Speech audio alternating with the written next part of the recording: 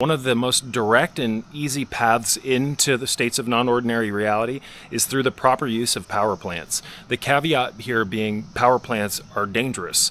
And the reason they're dangerous, you guys, is because the conditioned self has difficulty integrating with the non-ordinary. So when you ingest a plant that has the ability to propel your consciousness into the second attention, into the non-ordinary, the typical programmed mind that's anchored in the first attention has difficulty integrating with those states of non-ordinary reality because people are not used to being in those states, right? So a relatively gentle, easy to obtain, easy to grow power plant is Artemisia absinthium. I'm not suggesting that people ingest Artemisia absinthium, also known as wormwood. I'm just sharing with you what works for me and what continues to work for me. So I've got a bunch of new baby wormwood plants growing. This is one of them. It's still really young. Wormwood is a really easy Artemisia to grow, and this is a very powerful dream herb, you guys. You just got to be careful when you ingest it, because if you ingest too much of it, it can get make you feel nauseous. Thujone, one of the active compounds in wormwood, aka Artemisia absinthium, can be toxic in high amounts. So you just got to be careful. But this is a very powerful dream herb. So I'm going to let these guys get close to root bound in these small pots, and then I'm going to put them in the ground once they're relatively root bound. That's how I do. That's what I've always done with these plants, and I've had tremendous success with these. I have many of these back in California. I left them at my parents' house, and those plants are fucking massive. But again, unfortunately, I couldn't bring those plants with me. So I'm starting over with some. I recently got 3 more wormwood plants. I have 2 here on the property that are moderately established, but I have 3 new babies. This is one of them. And this guy is close to needing to be watered. I can tell when the soil or when the pot starts to feel light. You don't want to overwater these guys. And what I normally do, just because I'm on a budget right now, is I use Miracle Grow, the blue bag Miracle Grow. And then I water it, and then I pretty much let it get close to bone dry before I water it again. And I've had tremendous success with that program. It's not the best soil for these guys in any way, shape, or form, but if you're on a budget like I am, it will undeniably work. And then this is a Artemisia princeps that I recently transplanted. I didn't think that guy was going to live, but it did. And then here's another one that I transplanted. Unfortunately, this is a mostly shaded area, so I'm not sure how well this guy's going to do long term. This was more of an experiment, and I'm noticing some reddening of the leaves at the bottom. I don't know what that's from. If anybody knows, please let me know. But yeah, guys, start growing Artemisias. They're easy to grow. They're a lot of fun, and many of them have powerful effects on your dreaming body. I got really into wormwood in high school. I started reading about it on Erowid. I got really fascinated by absinthe, which is a thujone-containing alcoholic beverage that is made with wormwood and various other herbs. Years later, I started drinking absinthe. I began to have horrible drinking problems, as many of you guys know. I don't drink anymore, but my interest in wormwood has never waned. I've been obsessed with wormwood for many years. I've grown it for years now. I've made fetishes with wormwood roots and stalks. Fetishes are like little magical objects. It's a very crude explanation of what a fetish is, but I'm using a magical term. I'm not talking about fetishes the way most people think. Like most people, when they hear the word fetish, they're going to think of something sexual. That's not what I'm referring to. But to stay on point, you guys, Artemisia absinthium is a thujone-containing plant. It's very easy to grow. It's very easy to take care of. And you can make a very powerful tea out of homegrown wormwood. You are not going to get this effect from store-bought wormwood, from Star West Botanicals, etc. You are simply not. I've been there, I've done that, I've tried that. You will, if you've never ingested wormwood before, most likely achieve some degree of perceptual fluidity and or a mild movement or shifting of the assemblage point. But if you really want to get the strong results, you have to raise the plant yourself and develop a non-ordinary bond with it. That it's not negotiable, you guys. But And again, I have to be careful with what I say, and I have to always throw disclaimers in here. I'm not suggesting that you do this, but I make a very powerful smoking blend from wormwood mixed with other herbs like homegrown mugwort, Artemisia vulgaris, something I like to call vermithra. I also include Nymphea coralia, a little bit of organic tobacco, and a few other ingredients that I cannot discuss here on YouTube. But that smoking blend produces a mild yet very potent shifting of the assemblage point that allows you to enter into a state of consciousness that almost resembles being in two worlds at once. It puts you into a very fluid, almost dreamlike state where your double, your shadow, if you will, can merge more with your waking self. So this smoking blend that I've developed is years worth of trial and error and experimentation, but it does indeed work. Guys, you've got to develop your own dream garden. You've got to start putting in the work.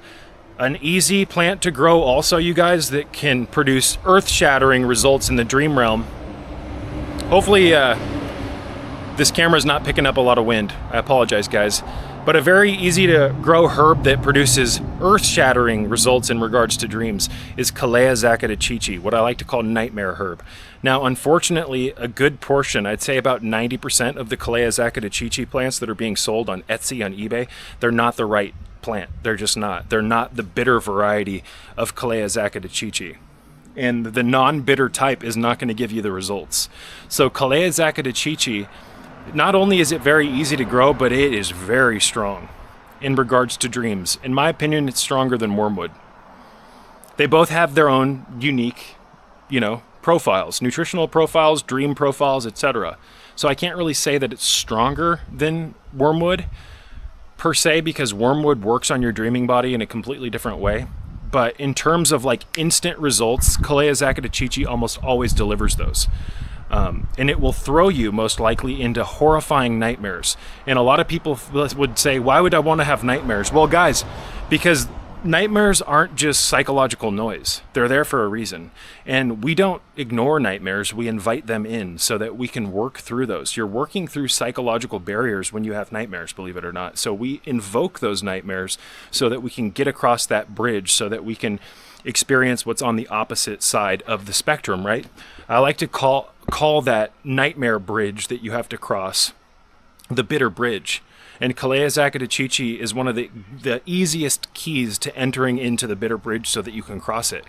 And once you cross that bridge, the Calea Zacatechichi, instead of it invoking, sorry, one of my cats is trying to escape. Instead of it invoking nightmares, once you pass the bitter bridge successfully, it now, instead of throwing you into horrific nightmare states, it puts you into heightened awareness and lucid dreaming, right? Calea Zacatechichi often teaches people by way of throwing them directly into their psychological barriers, which is largely in the dream realm mirrored to you through nightmares. Does that make sense? So, very easy plant to grow. Just start putting in the work, you guys. I like to call it a grave garden or a bone garden, your own unique dream garden. They've systematically erased the authentic history of this earth, this dimension we inhabit, through calculated ritual dismemberment, academic dogma, and the weaponization of archaeology. What remains is a sterilized narrative engineered to sever us from the true scope of our ancestors' power and the serpentine fire that once surged through their temples and their bones. The architectural legacy of this world has been deliberately distorted. What once stood as monuments of energetic mastery and spiritual intention has been replaced by concrete slabs, steel boxes, and dead angles, all by design. This war on beauty did not begin with bombs. It began with blueprints, and it has never ended. During the Cold War, the CIA launched covert cultural campaigns to control the aesthetics of the modern world. Through front groups like the Congress for Cultural Freedom, They funded art, literature, and architecture designed to sterilize and depress human perception. Target acquired. They weren't just fighting communism. They fought sacred geometry, symbolic power, and spiritually charged space. They glorified brutalism, cold, angular, and lifeless. They championed soulless modernism, glass cages and concrete coffins. They funded a visual language of despair and taught us to call it freedom. But it was psychological warfare, a ritual of spiritual castration carried out in materials and design.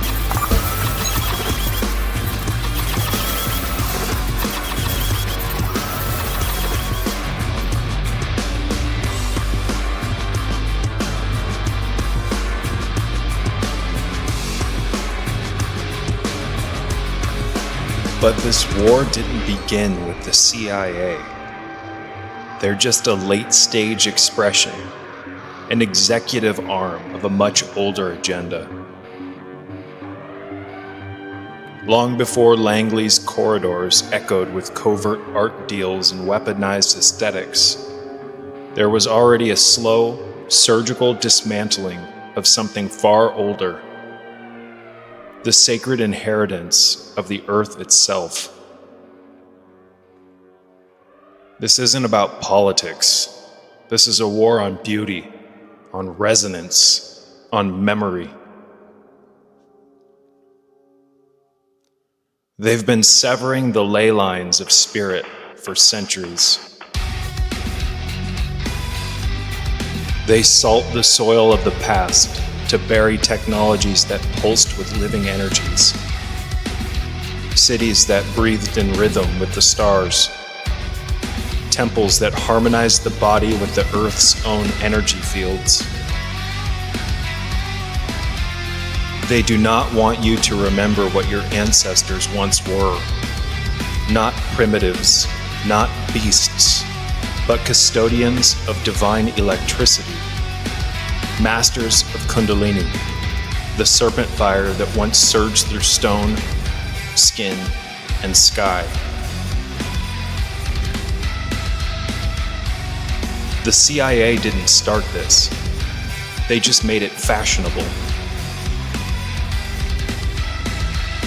But the true program is much older.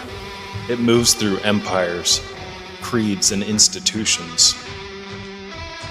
A long, coordinated effort to shut down Christ consciousness at the center of every human being, to fracture and shatter the soul's circuitry, to collapse the temples, external and internal. We are not merely looking at ugly architecture. We are looking at the intentional suffocation of the human spirit, brick by brick, thought by thought. But they failed to erase everything. The fire is still there, beneath the concrete, and the earth remembers.